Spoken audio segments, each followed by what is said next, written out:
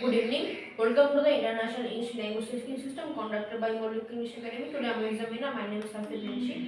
This test is divided into three parts. But for that, I would like to ask you some personal questions. I hope you are ready. What is your full name? My full name is Abdullah Islam Nahi, and you can call me Nahi. Where do you come from? I was born in Bogota, but I live in Dhaka.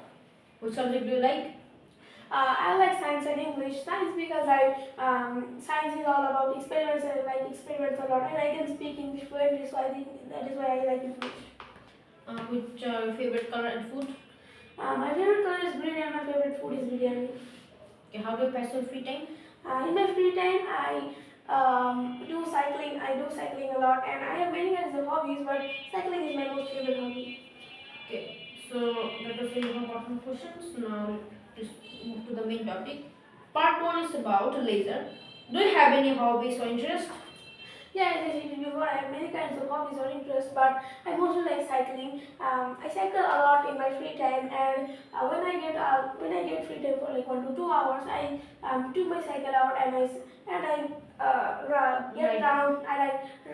get round of my town or yeah. Okay. So how do you become interested in? So I like cycling from when I was really young, but I didn't know how to cycle Ride a bicycle. to ride a bicycle. But then my father gave me a bicycle on my birthday, so then I started to ride it, and I really got fun. And when I get free time, I practice bicycling, and then yeah, it became my hobby. Okay. So what is there to do in your free time in your hometown or village?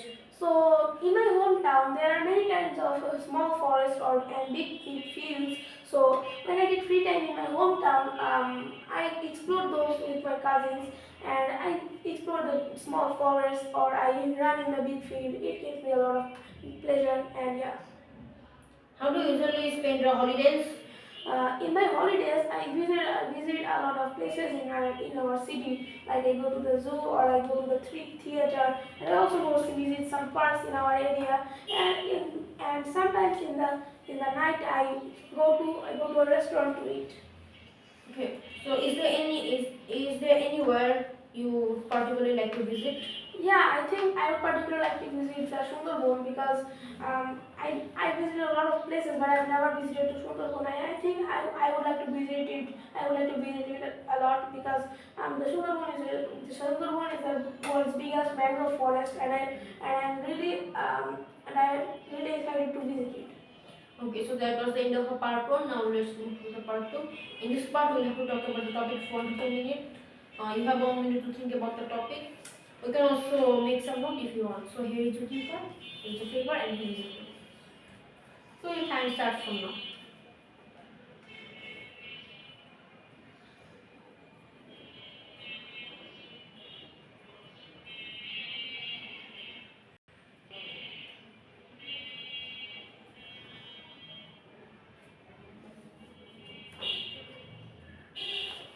So your time is over. You can start from now. This is a very interesting topic. So I would like to talk about my favorite river or sea or the lake. So I would particularly like to talk about the sea of the Cox's Bazar. I visited it last year. And the Cox's Bazar sea is really beautiful. It is It is located at the Cox's Bazar district, and it is at the northern part of Bangladesh. The sea is really, as I said before, the sea is really beautiful, and it is the world's largest sea beach. And the sea and the water is also ocean blue, so it looks and it's clear, so it looks amazing. And the land, it is also really clean. And I visited there before, so it is really clean land, and it is really clean land, and the sunset also looks really beautiful. On one side was the sunset, and it was really amazing to watch. Okay, so that was the end of part 1. Now let's move to the part 3. Part 3 is about water-based leisure activities. What do people enjoy doing when they visit river, lake, or sea? And why do you think this is popular? I think people like to swim. They also like to fishing, and when they visit the river or lakes, they explore around the rivers by boating. I think it is really popular in our country because these things give the people really enjoyment. Okay. What benefits do you think people get from water-based activities and I would like to talk about this. I would like to talk about swimming because swimming is an exercise and people like to swim a lot in the rivers or the seas. So I think if they swim in the rivers or the seas, they are doing exercise at the same time and they are getting enjoyment. So I think it is a really good I think people get really benefited while doing this. Okay. What are the different advantages of going to the sea or to swim in the pool to enjoy yourself? Or what do you think that disadvantages are?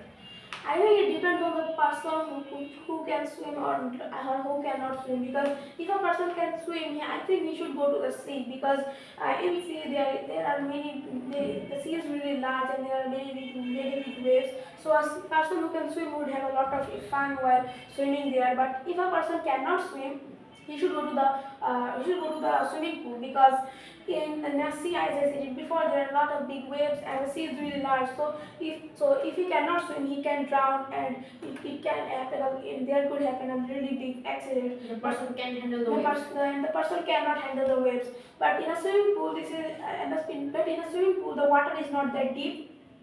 So there are less chances of accident there rather than a sea, and there are also people around in the swimming pool. So if he somehow gets drowned, the people would save him. So now I'm going to ask you some question about producing food. I have to. How does water transport like boats and ships compare with other kinds? Are there any advantages I or think disadvantages I of think water water transports have an advantage in rather than land transports because in water transports take much less time to export things to another country. But in a land transport, it is really costly and there are traffic jam which will take a lot of time to export things. But in a water transport, it is less costly and it will take a lot of time doing it. Okay, so how important is it for city or country to be located near a river? I And think why this?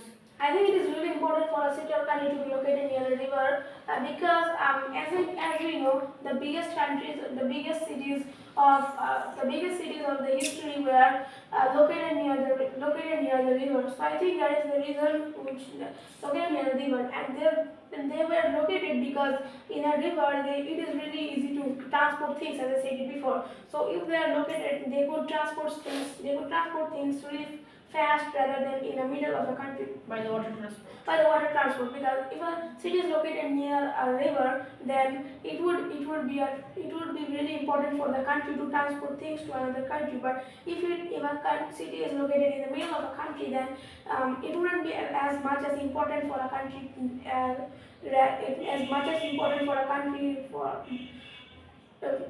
from the city which is located near a river. So I think yeah, that is the reason. So, and have there been any changes in the number of jobs available in fishing and water transport industries? Why do you think? I think And why do you think this is? I think there are really big changes in the fishing industries because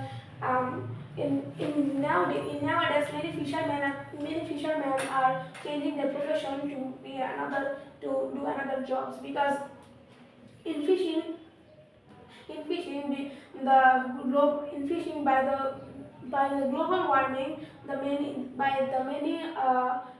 fishing states of our country are going below the sea level, and by the global warming and also by the global warming the seafood chain is coming to a threat.